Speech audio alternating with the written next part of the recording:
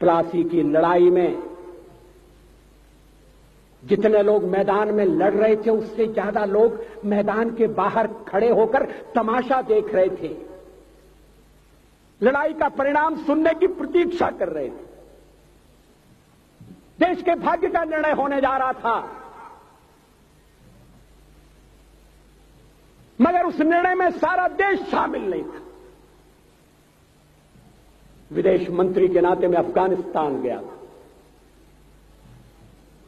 आपको सुनकर ताज्जुब होगा, अफगानिस्तान के अपने मेजबानों से मैंने कहा मैं गजनी जाना चाहता हूं, गजनी।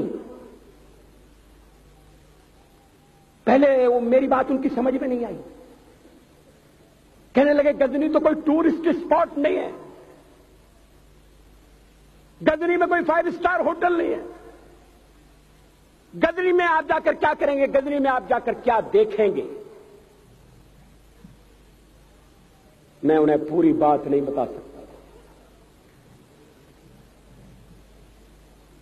मेरे हृदय में कहीं गजनी कांटे की तरह से चुभ रहा है। जब से मैंने गजनी से आए एक लुटेरे की कथा पढ़ी है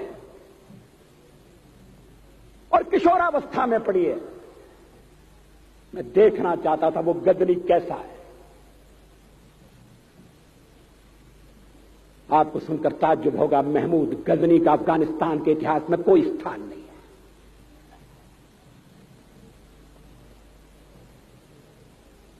गजनी छोटी सी जगह है, छोटा सा गांव है।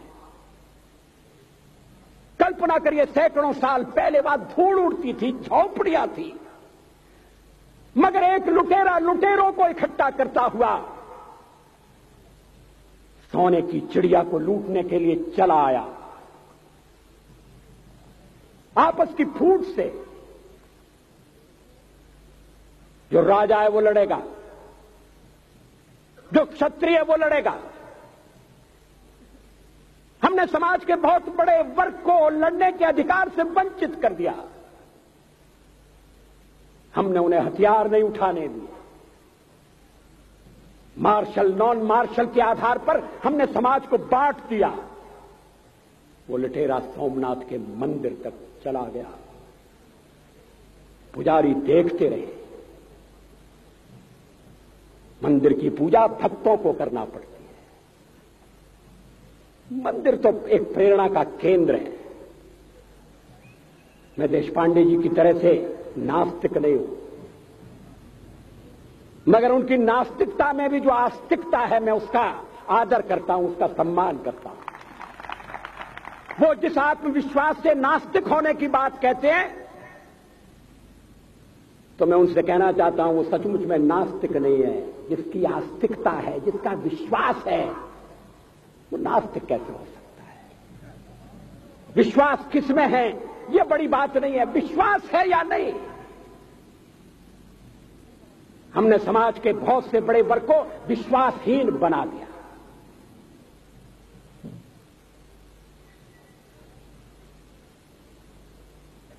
लोगों ने हथियार नहीं उठाए,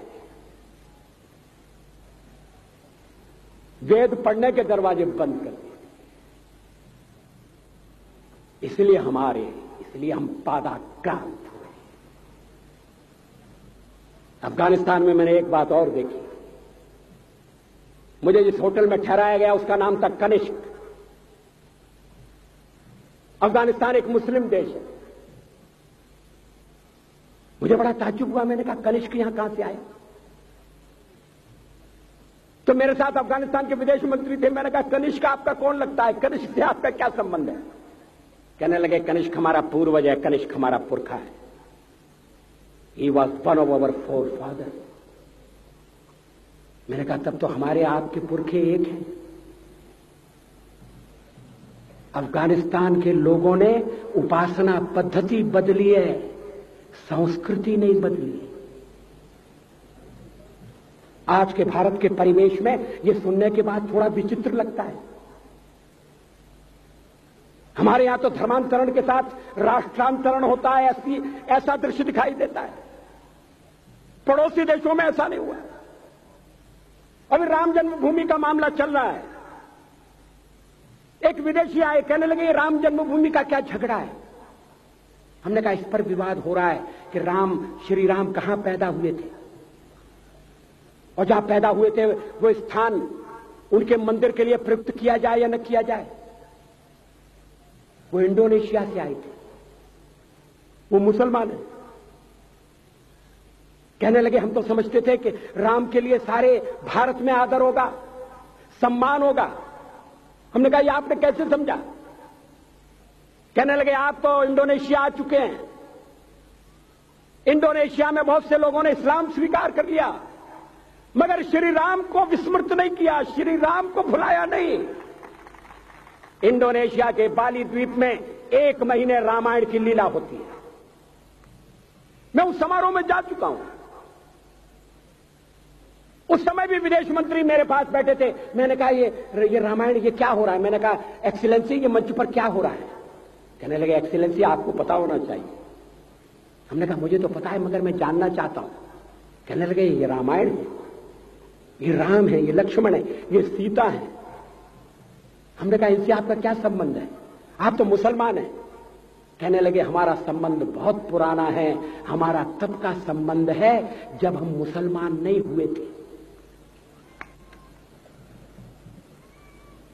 थाईलैंड की राजधानी अयोध्या कही जाती है। थाईलैंड के राजा को आज भी राम कहा जाता है। सावरकर जी ने हिंदू राष्ट्र की बात की, हिम्मत के साथ। बुनियादी तौर पर भारत हिंदू राष्ट्र है,